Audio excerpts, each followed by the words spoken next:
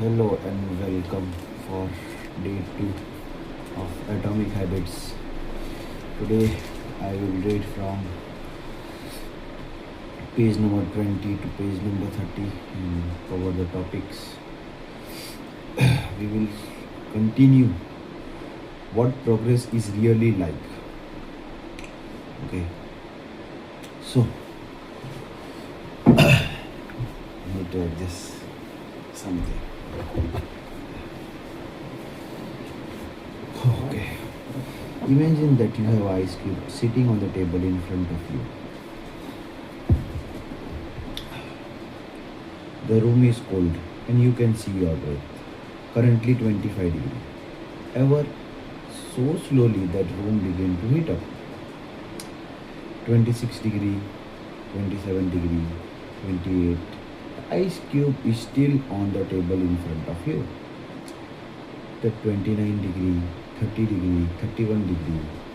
The still nothing happens. Then 32 degrees, ice begins to melt. The 1 degree shift seeming no difference from the temperature increase before.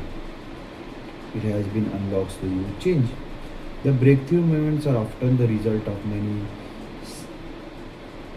previous action which build up the potentials required to unleash the major change. This pattern shows up everywhere. Cancer spends 80% of their lives undetectable, then takes over the body in months. Bamboo can rarely be seen for first 5 years as it's built intensive root system underground before exploding 90 feet into the air within 6 weeks. Similarly, the habits often to make no difference until you cross the critical thresholds and unlocks a new level of performance. In earlier and middle stage of the twist, there is often the value of disappointment. You expect to make a progress in a linear fashion and frustrates how ineffective changes you can see on first day, weeks, and even months. It doesn't feel like you are going anywhere. It's hallmark of a compounding process. The most powerful outcomes are delayed. There is one of the core reasons why it's so hard to build habits that last. People make a few small changes, fail to see the intangible results, and decided to stop. You think I have been running every day for months. So what? Why can't I see any change in my body? When this kind of thinking takes over, it's easy to let habits fall by sideways. In order to make a meaningful difference, habits needs a persist long enough to break through its plateau. What I call is a plateau of latent potential. If you find yourself struggling to build a good habit or break the bad one, it is not because you have lost your ability to improve. Complaining about not achieving success despite of hard work is like complaining about the ice cube melting, not melting when you heat up it from 25 degree to 31 degree. Your work was not wasted. It's just being stored. All the actions happens for 32 degree. When you finally break the plateau of latent potential, people will call it as override success. The outside worlds only see the most dramatic rather than a predicted it. But you know that it's work you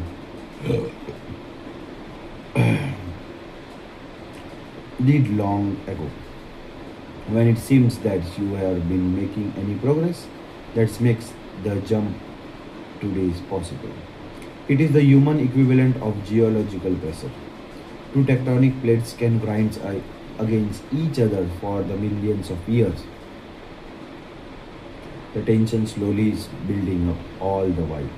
Then one day they rub each other once again in the same fashion they have been for the ages. But The time, the tension is too great, an earthquake interrupts.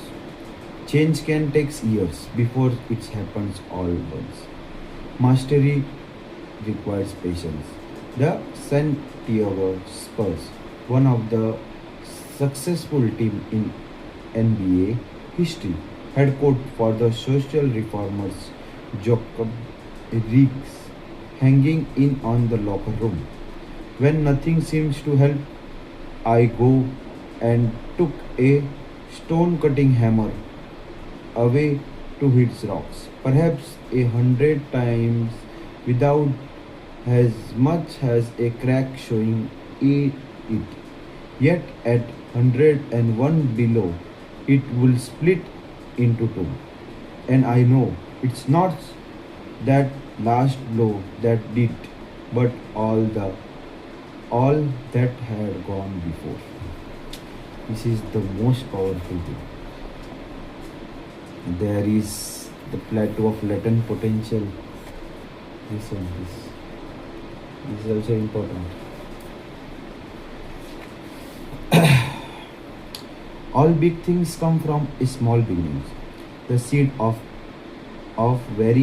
every habit is single tiny decision, but as the decision repeat, habit sprouts and grow stronger.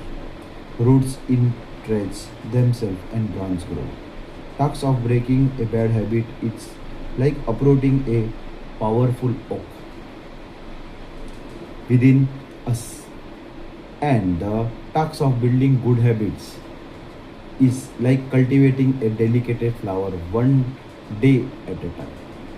But what determines whether we stick with a habit long enough to survive from le- pote- po- plateau of latent potentials and break through the others?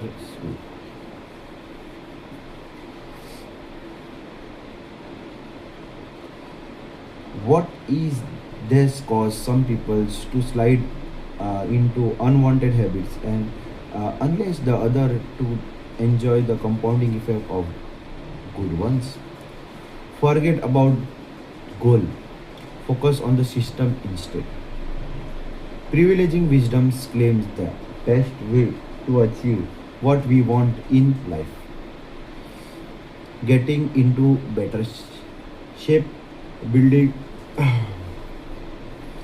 building a successful business, relaxing more, worrying less, spending more time with friends and families is to set a specific actionable goal. For many years, this is how I approach my habits too.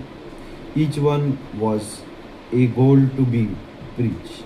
I set for I set goals for the grades. I want to get up in get in the school for weights. I want to lift in a gym for the profits. I want to earn in the business. I, s- I succeed in a few, but I failed at a lot of them. Eventually, I began to realize that my result has very less to do with the goals I set. I set and nearly everything to do with the system I follow. What's the difference between the system and the goals? This is very important. We don't have to set the goal. We have to make the systems so that we can achieve the goals. So this is not uh, what is there. We will look it further. Okay. This is what the author is trying to explain us. So we will read further. What the difference between the system and the goal? The it's an intention. I first learned about Scott Adam, the cartoonist behind Deliberate Comics. Goals are not the results you want to achieve. Systems are the process that leads to that result. Again, I am repeating this. This is the quote. Goals are not the results you want to achieve. Systems are the process that leads to those results. If you are a coach, your goal might be to win a championship. Your system is the way way you recruit players, manage your assistants, coach, and conduct practices. If you are entrepreneur, your goals might to build $1 million business. Your system is how you test the product's ideas, hire employees, and run marketing campaigns. If you are musicians, your goal might to play a new piece. Your system is how often you practice, how you break down and tackle difficult measures, and methods for receiving feedback from your instructor. Now, for the interesting question, if you completely ignore your goal and focus only on your system, will it still succeed? Okay, this is a questions arise in my mind also. Okay, we will read further and answer this question. For example, if you are a basketball coach, if you ignore your goal to win a championship and focus only on what the teams does and practice each day, will you still get result? I think so you will. The goal in any sport is to win with the best score. But it would be ridiculous to spend the whole game starting at the scoreboard. The only way to actually win is to get better each day. Okay. The goal of any sportsman is with the best score, but it would be ridiculous to spend the whole game starting at the scoreboard. The only way to win is to get better each day. In the words, three times Super Bowl winning Bill Flash, the score takes care of itself. The same is true for other area of life. If you want better result, there is forget about setting goals. Focus on your system instead. What do I mean by this? Are goals completely useless? Of course not. Goals are good for setting a direction, but systems are the best way of making progress. A handful problems arise when you spend too much time thinking about your goals and not enough them to design your system. Problem. Winners and losers have same goals. Uh, Goal settings serve from a serious case of survivor base. We concentrate on the people who end up winning survivors and mistakes assumed to be meticulous goals leads to the success while overwhelming of people who had same objective but didn't success. Every Olympian want to win a gold medal. Every candidate want to get a job. And if successful and unsuccessful should share the same goals, that's the goal cannot be what differentiate winners from the losers. It's the goal of winning Tour de France that propelled British cyclists to the top of the sport. Presumably, they had want to win the race every years before, just like every other professional team. The goal hadn't always been there. It was only when they implemented a system of continuous small improvements that they achieved in different outcomes. Achieving a goal is not a momentary change. Imagine you have a messy room and you set a goal to clean it. If you summon the energy to tidy up, you will have to clean the room for now. But if you maintain the same sloppy, pack rats habits to led to messy room in first place, soon you will looking up with a new pile of cluster and hoping for another burst of motivation. You are left chasing the same outcome because you had never changed the system behind it. You treated sys- you treated a symptom without addressing the cause. Achieving a goal is only change your life for the moment. That's the counterintuitive things about improvement. We think we need to change your result, but the results are not the problem. What we really need is to change the system that caused the result. This is the- When your solve problems are at result level, you only solve the temporary. In order to improve it for good, you need to solve at the system level. Fix the input and output will fix themselves. And output will fix. Goal restrict your happiness. You think like this. Goal has restrict your implementing assumptions behind your goal is it. Once I reach my goal, then I will be happy. The problems with a goal first mentality is that you continuously putting happiness off until the next milestone. You have been slipped into the trap so many times I lost count. For years, happiness was always something for my future self to enjoy. For years, happiness was always something for my future self to improve. I promised myself that once I gain 20 pounds of muscles for or after my business was featured in New York Times, then I will finally relax. Furthermore, the goal of creating either or conflicts each your achieve your goal and are success or you fail and you are a disappointment. I repeat this. Furthermore, goals creates an either or conflict. Either you achieve your goal and you are successful or you fail and you are disappointed. Your mental box yourself into a narrow version of happiness.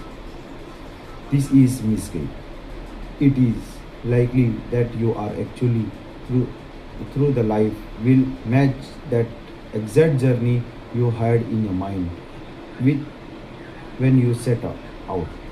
It makes no sense to restrict your satisfactory to one scenario when there are many paths to success. A system first mentally provides the antidote.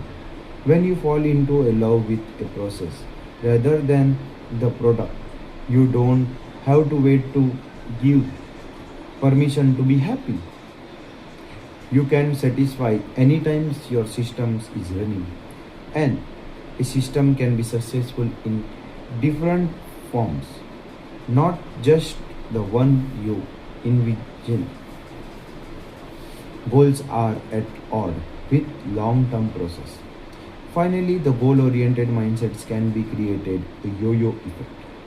Many runners work hard for months, but as soon as they cross the finish line, they stop training. The race is no longer there's the motivate them. When all of our hard work is focused on particular goal, what is left to push you forward after you achieve it? This is why many people find themselves retrieving to their old habits after completing a goal. The purpose of setting goal is to win the game. The purpose of building system is to continue playing the game. The true long-term thinking is goal-less thinking. Goal-less thinking. It's not about single accomplishment. It's about a cycle of endless refinement and continuous improvement. Ultimately, it's commitment to process that will determine your progress. A system of atomic habits. If you have trouble changing your habits, The problem isn't you. Uh, I, I am also having a problem of changing habits. So I will also learn how to change the habits. Yes, a system of atomic habits. If you are having a trouble of changing your habits, the problem isn't you. The problem is your system.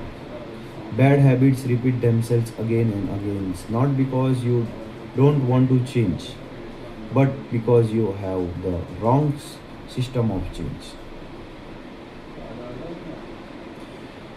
You don't rise to the level of your goals. You fall into the levels of your systems. Focus not on overall system, focusing on the overall system rather than a single goal is one of the core theme of this book. This is also one of the deepest meaning behind the word atomic. By now, you probably realize that atomic habits refers to a tiny change, a marginal gain, a 1% improvement. But atomic habits are not only old old habits, not again. But atomic habits are not just any old habit, however small. They are little habits that they are part of large system. Just as atoms are building blocks of a molecule, atomic habits are the building blocks of remarkable results.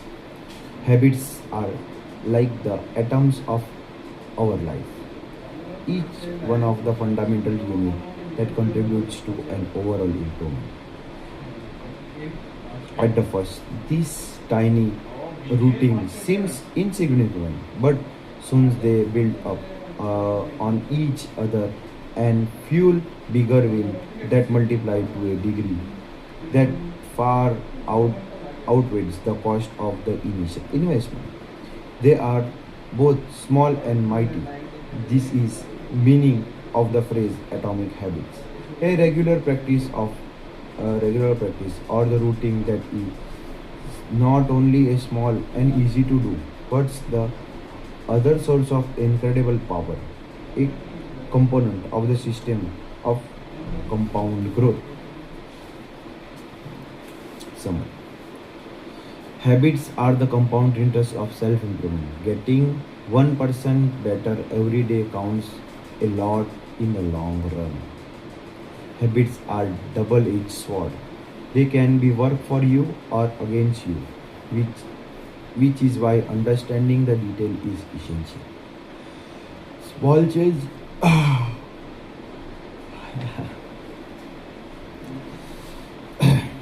small change often appears to be no difference until you cross a critical threshold. The most powerful outcome of any compounding process are delayed. You need to be patient. The atomic habit is a little habit that is a part of a larger system. Just as atomics are the building blocks of the molecules, atomic habits are the building blocks of remarkable results.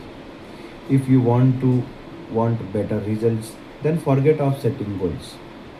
Focus on your system instead. You don't want you do not rise the level of your goal. You fall into level of your systems. Second chapter. How your habit shapes your identity and vice versa.